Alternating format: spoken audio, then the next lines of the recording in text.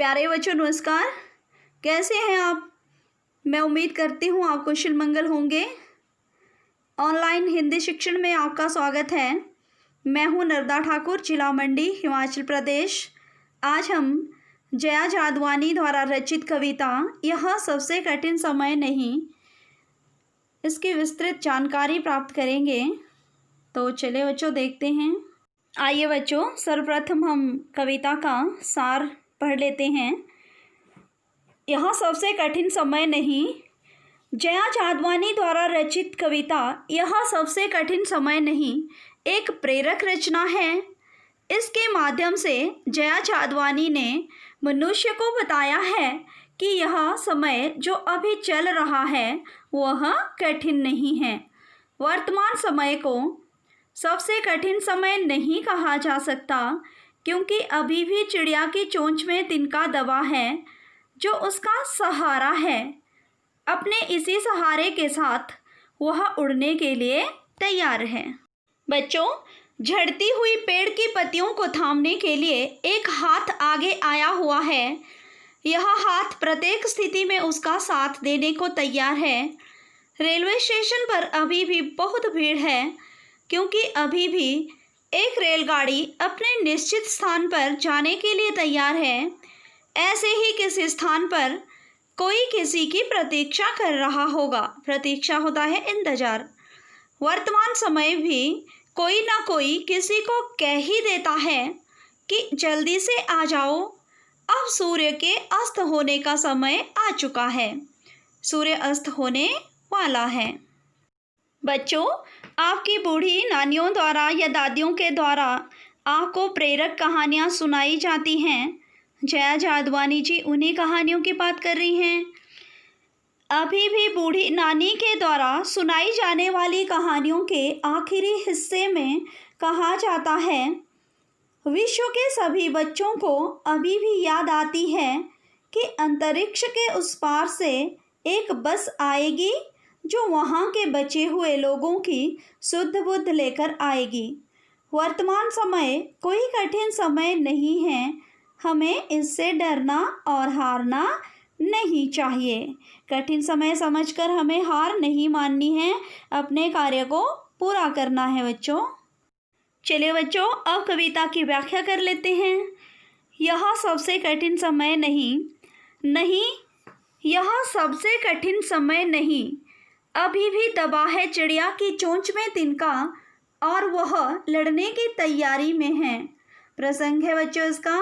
प्रस्तुत पंक्तियाँ हमारी हिंदी की पाठ्यपुस्तक वसंत भाग 3 जया जादवानी द्वारा रचित यह सबसे कठिन समय नहीं कविता से ली गई हैं। कवयित्री ने इसके माध्यम से लोगों को प्रेरणा देकर एक नया मार्ग दिखाने का प्रयत्न किया है। प्रयत्न होता है कोशिश। व्याख्या है बच्चों। कवयित्री कहती हैं कि हे मानव, वर्तमान समय सबसे कठिन समय नहीं है, क्योंकि अभी तक चिड़िया की चोंच में तिनका दबा हुआ है। उसे अभी भी सहारा एवं सहायता प्राप्त है। वह पूरी तरह उड़ने के लिए तैयार है। कहने का भाव यह है कि हे मानव, तुझे विकट परिस्थितियों में भी अपनी हिम्मत नहीं हारनी है।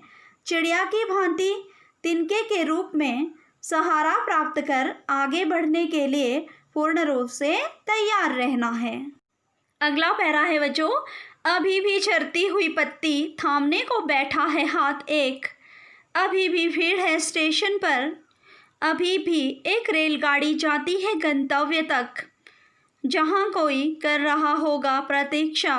अभी भी कहता है कोई किसी को, जल्दी आ जाओ कि अब सूरज डूबने का वक्त हो गया।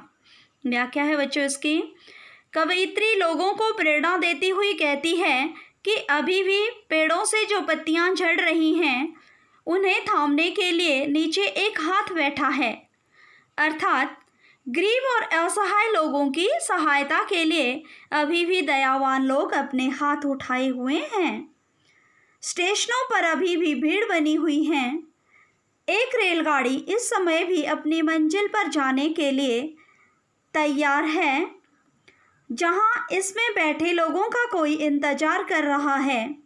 इस समय भी कोई किसी के लिए परेशान है और कह रहा है कि जल्दी आ जाओ, क्योंकि सूर्य अस्त होने का समय हो गया है। शाम होते ही अंधेरा हो जाएगा। कवियत्री ने मनुष्य को निराशा त्याग कर आशा से जीने की प्रेरणा दी है बच्चों। अब इस कविता का अंतिम पद देख लेते हैं बच्चों। अभी कहा जाता है उस कथा का आखिरी हिस्सा जो बूढ़ी नानी सुना रही सदियों से दुनिया के तमाम बच्चों को। अभी आती है एक बस अंतरिक्ष के पार की दुनिया से, लाएगी बचे हुए लोगों की खबर। नहीं, यह सबसे कठिन समय नहीं। तो व्याख्या है बच्चों इसकी। कवयित्री कहती हैं कि अभी भी अतीत की उस कहानी के कुछ हिस्सों को हमारी बूढ़ी नानी द्वारा सुना और सुनाया जाता है, जो हमें सदियों से लगातार सुनाती आ रही हैं।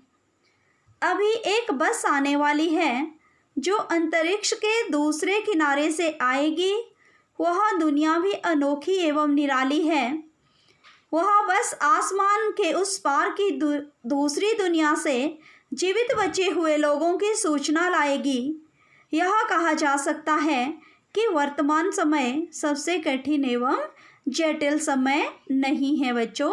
तो ये थी कविता की व्याख्या जो आपने अपने शब्दों में ही करनी है बच्चों। अब कविता के कठिन शब्द देख लेते हैं। झरती मतलब झड़ना या गिरना, थामना मतलब पकड़ना, गंतव्य मतलब पहुंचने का स्थान या मंजिल, प्रतीक्षा इंतजार, राह देखना, वक्त होता है समय, डूबना अस्त होना, आखिरी अंतिम, हिस्सा भाग, खबर समाचार या सूचना, कथा कहानी। बच्चों ये थे शब्दार्थ। अब इसके पश्चात हम कविता के प्रश्न उत्तर करेंगे। पूरा वीडियो देखने के लिए धन्यवाद।